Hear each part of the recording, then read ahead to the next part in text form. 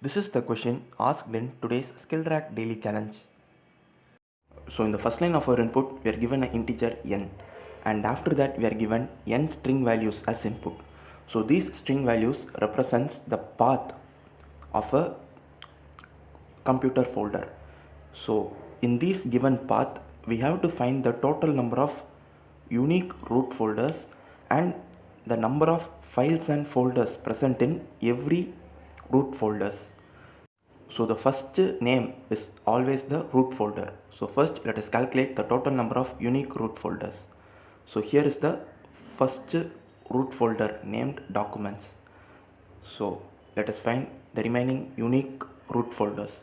So in the next input we have the first name as videos, and then again we have videos, but we are just counting the unique root folders, and documents we have found, videos already found, and again we have videos, and here we have a new root folder named downloads, and then again we have downloads, videos, documents. So like this, first our task is to find the total number of unique root folders. So in this case we are able to find 3 unique root folders: documents, videos and downloads. Now our task is to count the total number of files and folders present in these root folders. So we just need to check the first level after the root folder, that is we have to second the second string that is separated by slash. So with those values we can count the files and folders present inside every root folders. So first let us write down all the root folders name separately. So the first root folder is documents. So I'm just copying down documents, and then we have videos as well as downloads. So these are all the unique root folders. Now let us calculate the number of files and folders present in the root folder named documents. So let us see our input. So the first string is the root of documents. So we have to check the first level. So in the first level we have a folder named my details. So we can say this is a folder because it doesn't has any extension. If it is a file, then it has extensions like .jpeg, .mp4 like that. But since it doesn't has any extension, this my details is a folder present inside documents. So we have found a new folder. So we are just going to increment the folder count. So till now we have found one folder.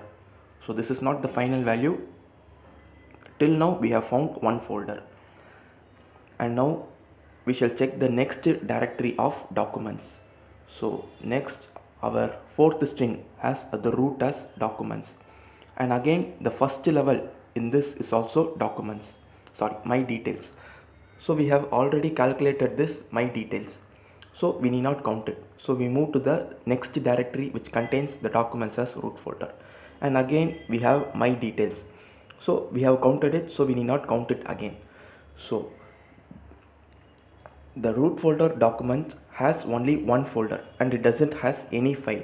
So in our output we should be printing one folder and 0 file. So similarly, let us calculate the number of files and folders present inside this videos root.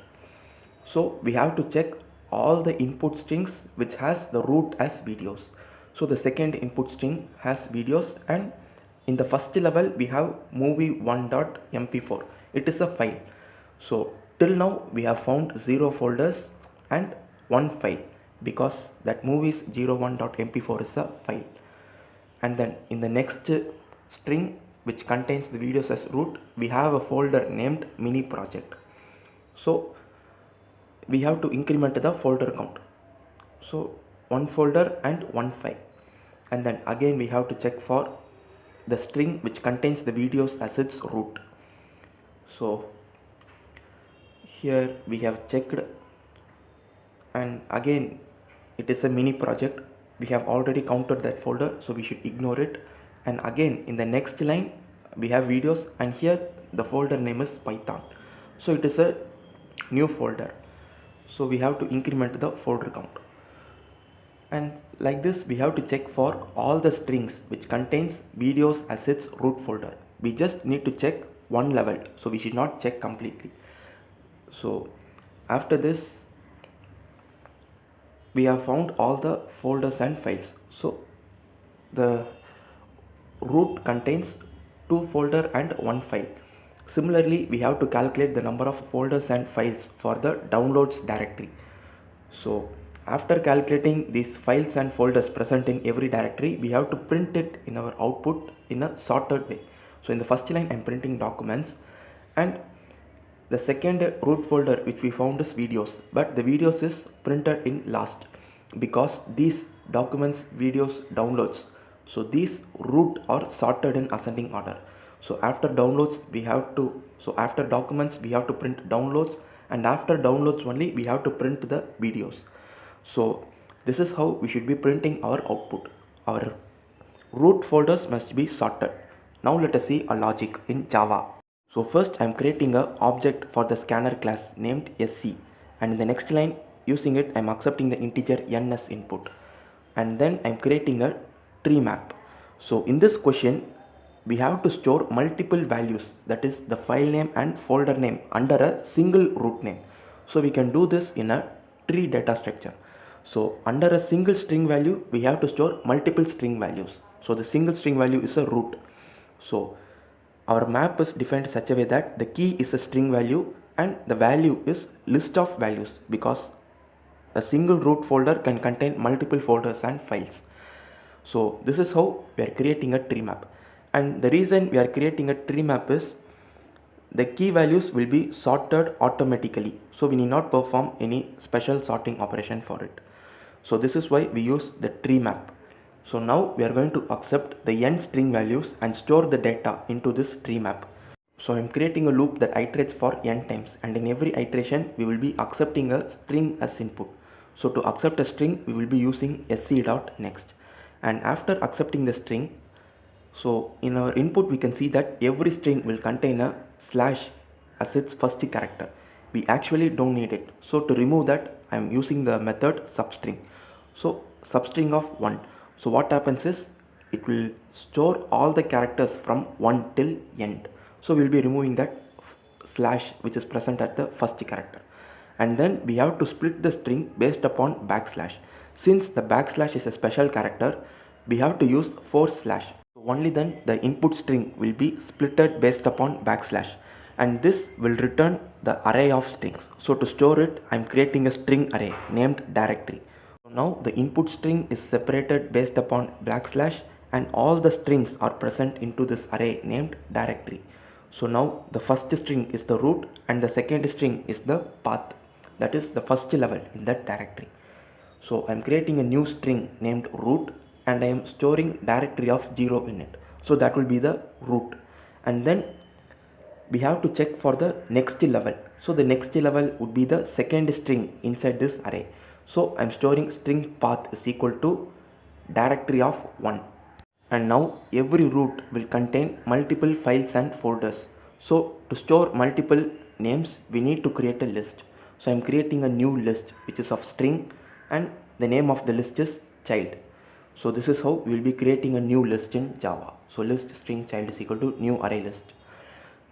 And now we have to store all the existing values into this list, because we have to add only the new values. So we should not add already existing files and folders into this list.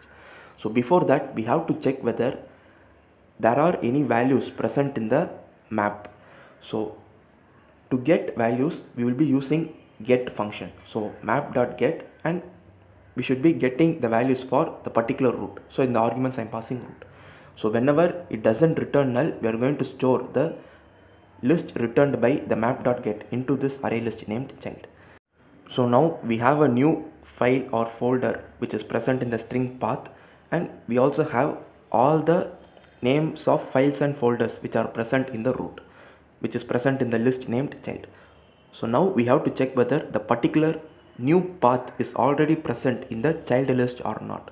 So if child.contains path is false, then we will be adding that new path into the child. So child.add. So the child list may be updated or it may not be updated. So anyway, after performing this we will be updating the map. So we will be putting map dot put root comma child. So what happens is, for the particular root, the child would have been updated, that is the values would have been updated. So this is how we will be updating the values for the map in every iteration of this for loop. And finally, after accepting the input and storing the data into the map, now we have to print the data present in our map. So we have to iterate through all the keys present inside the map. So to iterate through all the keys, so every key is of type string. So string key, and then we will be using a colon, and we have a method named key set. So we have to iterate through all the keys present in the map. So map.keyset, it returns every key in every iteration. So that key will be stored into the string named key. So if we know the key value, then using .get function we can get the list of all the values. So to store the list of all the values, I am creating a new array list named child, and then we have to count the file and folder count. So I am creating two integer variables named file and folder count, and I am initially setting them to 0, and I am storing the list into the list which we have created. So child is equal to map.getKey, and then for every string present in the child list, if the string contains dot, then it is a file, so file count plus plus, else it is a folder, so folder count plus plus. So finally, after the execution of this loop, at this place we have the file and folder count. So we should print the name of the key, which will be the root folder name, and we have calculated the file and folder count for that particular key. So we have to print those values as per the conditions given in the question. So this is the logic. Thank you for watching.